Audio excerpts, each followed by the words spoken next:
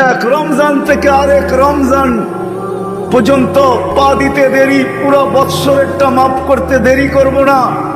আল্লাহকে যদি বলি তারপরেও যদি কিছু থেকে যায়, তো তুই মনে হয় ভালো মতে দেখিসই নাই, রহমতের পরেরটাই তো মাগফিরাত 10 দিন, ওটায় পুরা মাপ, কিছু থাকতেই দিব না।